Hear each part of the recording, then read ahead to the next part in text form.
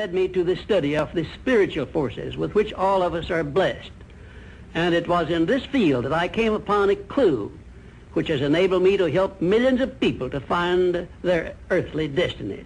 I want to describe my discovery in the simplest terms possible, because it will reveal to you why it is true that whatever the mind can conceive and believe, the mind can achieve, regardless of how many times you may have failed in the past or how lofty your aims and hopes may be. I caught my first fleeting glimpse of the profound law which provides the means by which we may choose our own purpose in life and attain it, while I was being coached by Andrew Carnegie during the organization of the Science of Success philosophy. I had just finished telling Mr. Carnegie that I feared he had chosen the wrong person to give the world the first practical philosophy of personal success because of my youth, my lack of education, and my lack of finances. Well, at this point, Mr. Carnegie delivered a lecture that I shall never forget, because it changed my entire life and paved the way for my helping to change the lives of millions of people, some of them not yet born. Let me call your attention to a great power which is under your control, said Mr. Carnegie, a power which is greater than poverty, greater than the lack of education, greater than all of your fears and superstitions combined. It is the power to take possession of your own mind and direct it to whatever ends you may desire. This profound power, Mr. Carnegie continued, is the gift of the Creator, and it must have been considered the greatest of all of his gifts to man, because it is the only thing over which man has the complete and unchallengeable right of control and direction. When you speak of your poverty and lack of education, Mr. Carnegie explained, you are simply directing your mind power to attract these undesirable circumstances, because it is true that whatever your mind feeds upon, your mind attracts to you. Now you see why it is important that you recognize that all success begins with definiteness of purpose, with a clear picture in your mind of precisely what you want from life. Then Mr. Carnegie continued his speech with a description of a great universal truth which made such an impact upon my mind that I began then and there to give myself a new outlook on life and set up for myself a goal so far above my previous achievements that it shocked my friends and relatives when they heard about it.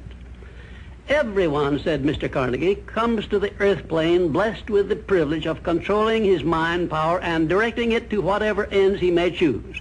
But, he continued, everyone brings over with him at birth the equivalent of 2 sealed envelopes, one of which is clearly labeled, the riches you may enjoy if you take possession of your own mind and direct it to ends of your own choice.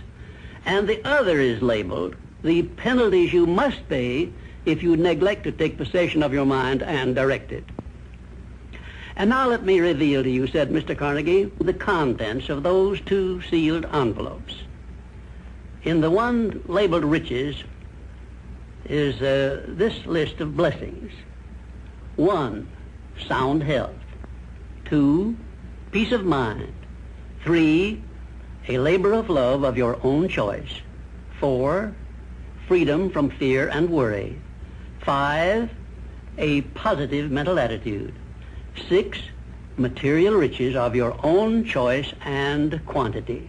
In the sealed envelope labeled penalties, Mr. Carnegie continued, is this list of the prices one must pay for neglecting to take possession of his own mind. 1, ill health. 2, fear and worry. 3, indecision and doubt. 4, frustration and discouragement throughout life. 5, poverty and want.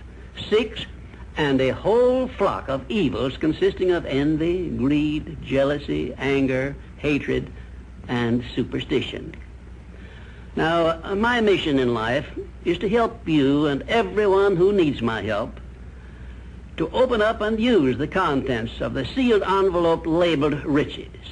And the starting point from which you must take off if you wish to write your own ticket from here on out for the remainder of your life, I will describe for you in these simple instructions. 1, procure a neat pocket-sized a notebook, or something on the order of this one here, loose leaf affair.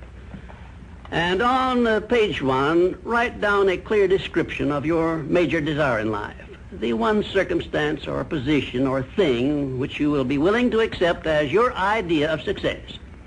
And remember before you begin writing that your only limitations are those which you set up in your own mind or permit others to set up for you.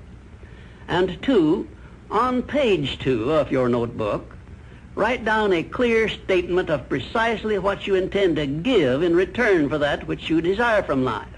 And then start in right where you stand now to begin giving. And 3, memorize both of your statements, what you desire and what you intend to give in return for it, and repeat them at least a dozen times daily. And always end your statements with this expression of gratitude for the blessings with which you were gifted at birth. I ask not, O divine providence, for more riches, but more wisdom with which to accept and use wisely the riches I received at birth in the form of the power to control and direct my mind to whatever ends I desire.